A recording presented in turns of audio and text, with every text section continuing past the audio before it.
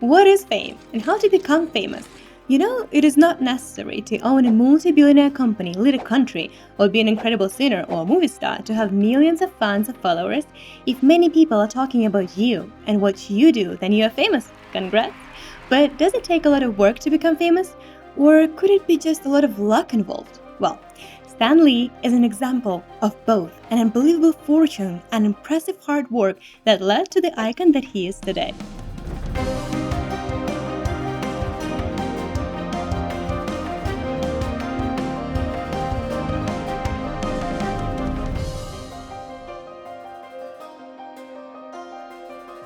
Stanley Martin Lieber, yeah, it is his full name, was born on 28th of December in 1922 in New York City to Jack Lieber and Celia Lieber. Stanley's parents were in fact Romanian immigrants who arrived in America in the early 20th century.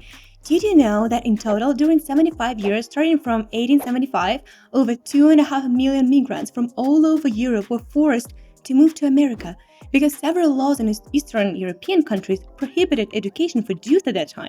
When Stanley was 7 years old, his father was fired, and because it was during Great Depression, he later could not find a job. The family lived in poverty, and Stanley's parents eventually divorced. Stanley and his younger brother stayed with their mom. Young Stanley read a lot of books and studied very hard at school, but he was kind of an outsider with no friends. Even if it bothered him, he was quite busy studying and working as a doorman and a messenger to help his mother. When he enrolled in a high school, he was more socially active, participated in clubs and school activities. He turned from a lonely boy to a handsome, tall young man. Because he was concerned about family income, he decided to look for a job instead of going to college. It is a very important decision to make, that's true, but I guess he simply didn't have a choice. He had to take care of his family. It is difficult to say how exactly Stanley got a job at Timely Comics. It also could be a stroke of luck, but it doesn't matter. Most importantly, his career began after high school, in the early 40s when young writer and editor Joe Simon and artist Jack Kirby hired Stanley as their assistant. Stanley was promised a salary of $8 a week, good money at the time. At first, he had to refill inkwells, erase pencil marks from sketches, and sometimes ran for sandwiches or sweep floors for hours.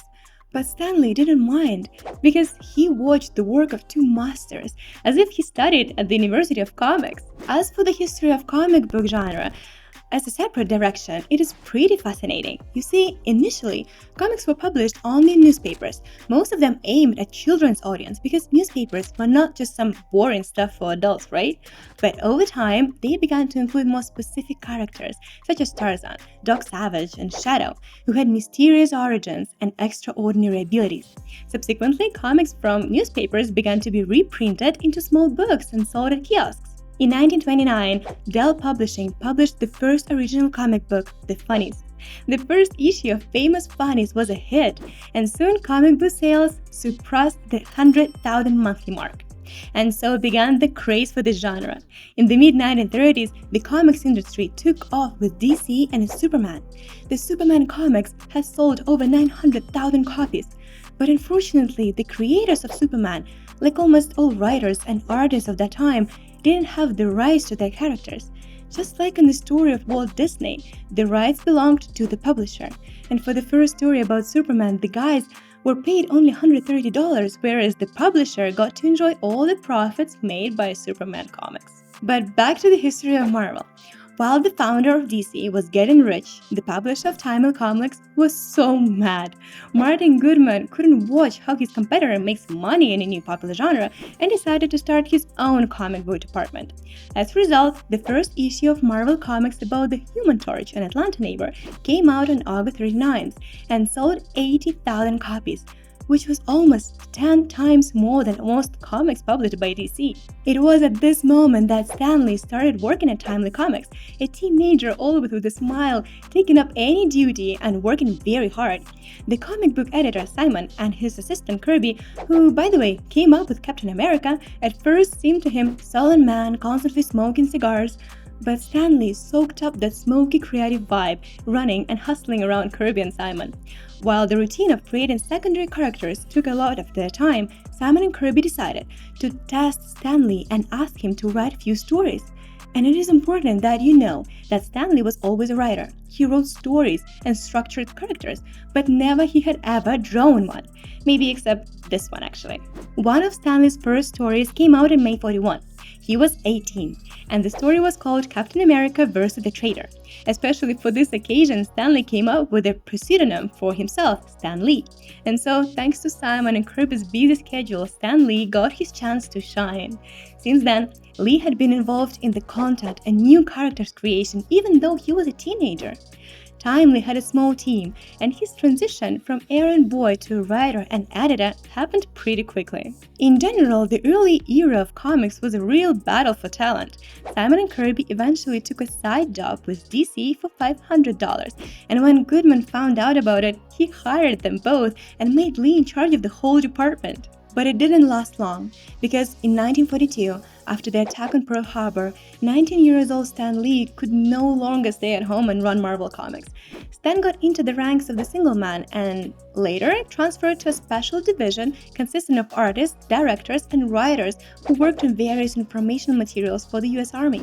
3 years later, Lee received a $200 worth dismissal and returned to Timely headquarters in New York. Although comic book sales rose in the post-war years and stores were selling 40 million comics every month in 1946, people were skeptical of Stan's job because they believed that comics books were geared towards children, dumb teenagers, and failed adults.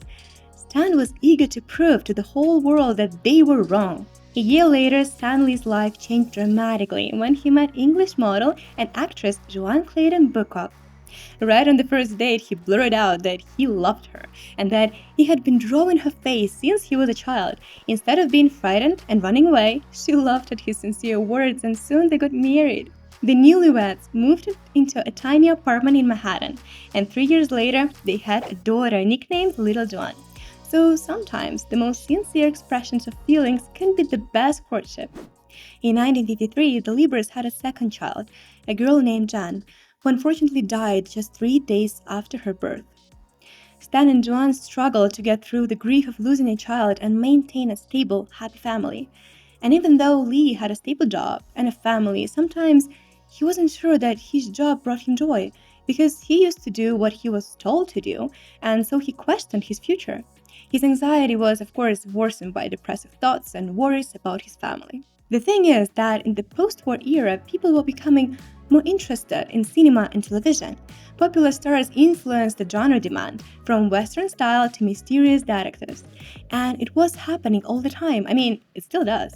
And Stan Lee was always ready for such shifts. All publishers had to pick up the trends and release comics accordingly. However, the obsession with detectives led adults to criticize their cruelty and even consider them harmful to young people. It was the first call. The Times magazine published an article with a hint that crimes were committed under the impression of reading comics.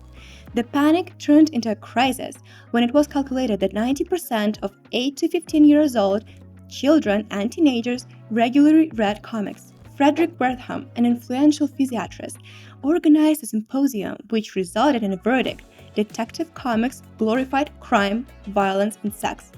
Protests erupted across America. People lit fires and burned magazines. It was all led by Frederick Wertham, who saw a direct connection between comic book plots and the growth of violence, blood, and debauchery.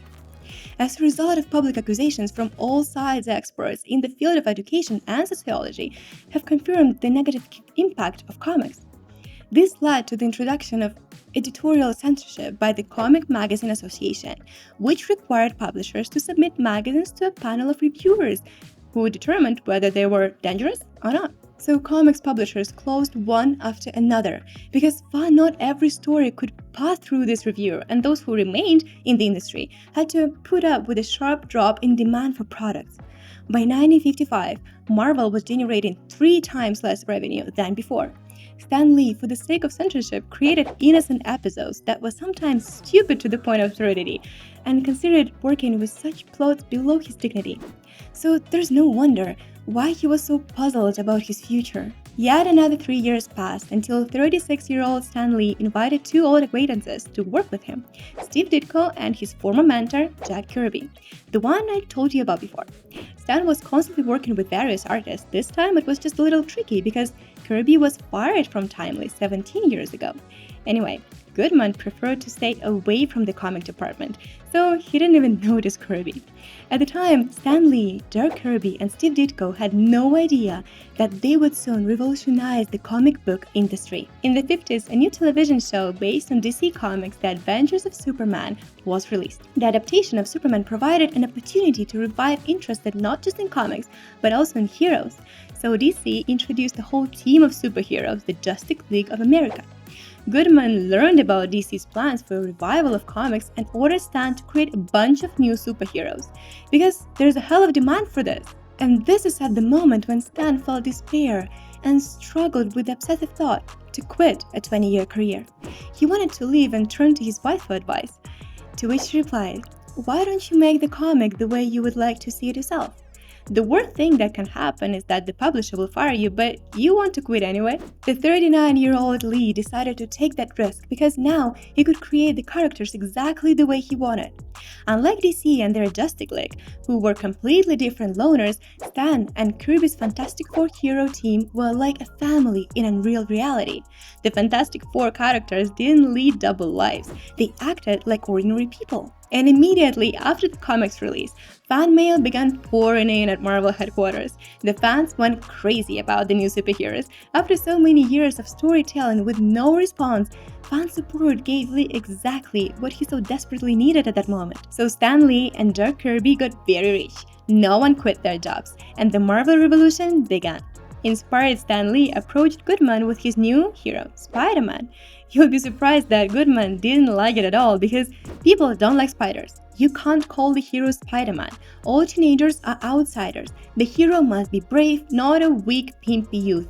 And most importantly, by making a teenager a hero, Timely could become a joke. But Stan proved Goodman was wrong when, at his own risk, Lee published his character without Goodman knowing, and Spider-Man became not just a hit.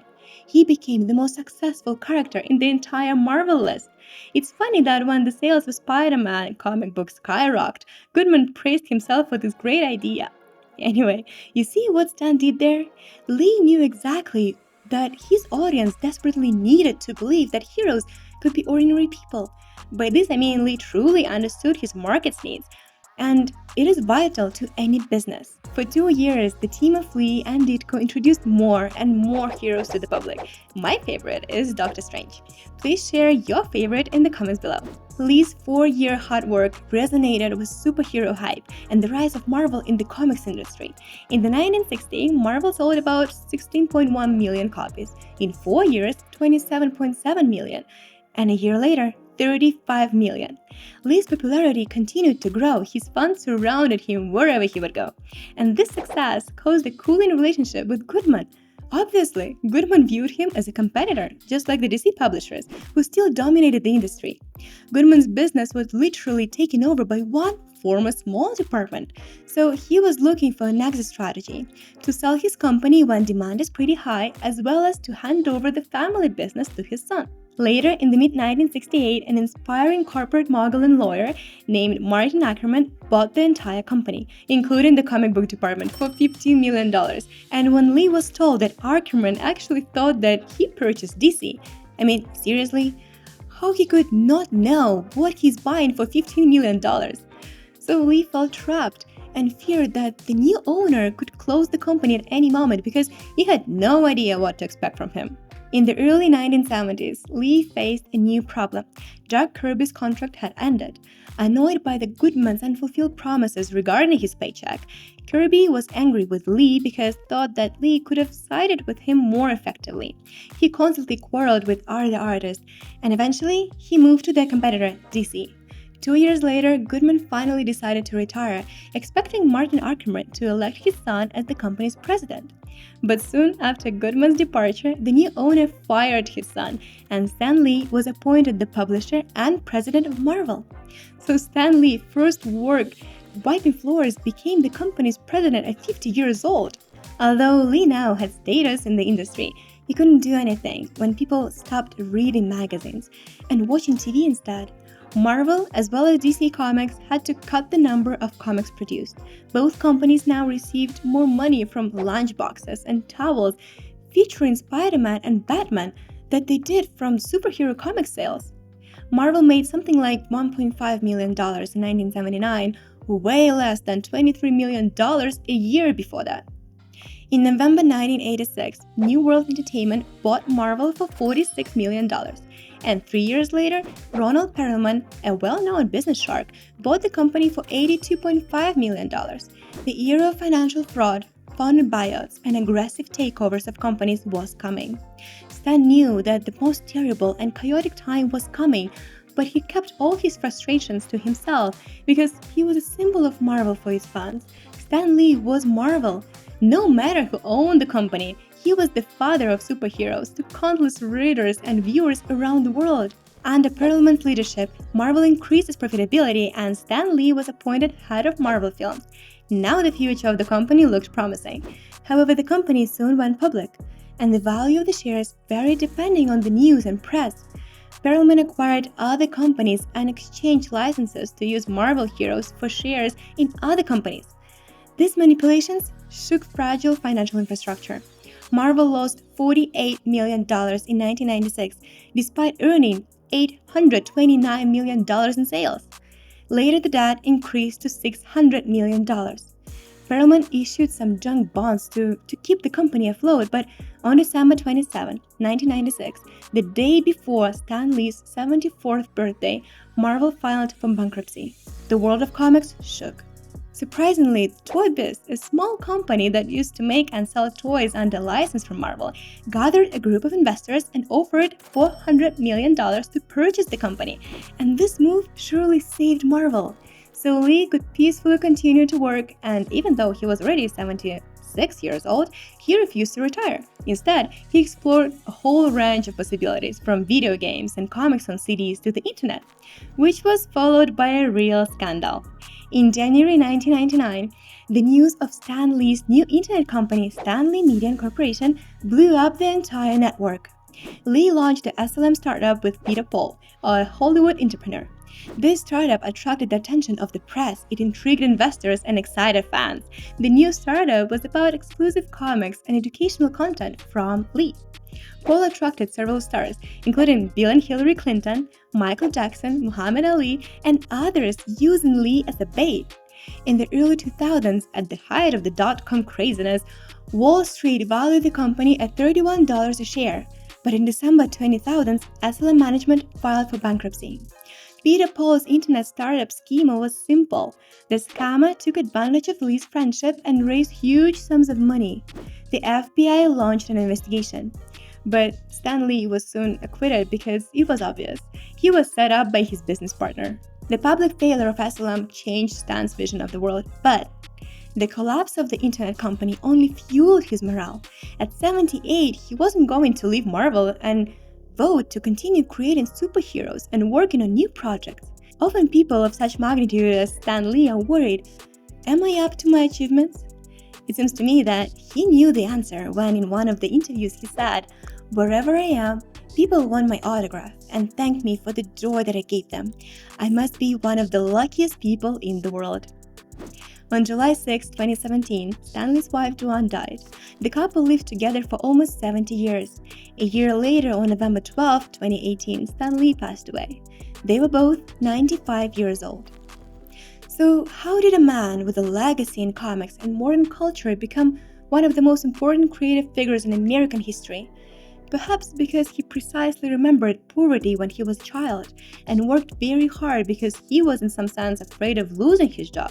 Also, he was always ready for any market demand shift because he perfectly remembered old times. And most importantly, he always gazed towards the future, predicting and setting trends. Stan Lee was faithful to his heroes and his work. He carried this faith through his whole life. Not all created comics were popular, but Stan Lee didn't give up. When no one supported his ideas, he still firmly believed in them. He risked it all and achieved success. Keep up learning, guys. Success is just the number of attempts.